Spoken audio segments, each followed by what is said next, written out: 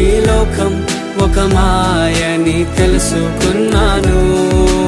ఏది నా సొంతం కాదనుకున్నాను. తప్పిపోయిన కుమారుని నేనైతే నా కొరకై నిరీక్షించే తండ్రి నా యేసు. తప్పిపోయిన కుమారుని నేనైతే నా కొరకై నిరీక్షించే తండ్రి నా యేసు.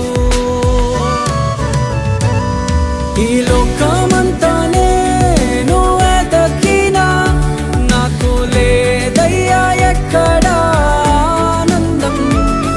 నీ సన్నిధిలో ఒక్క క్షణం గడిపినా నా హృదయం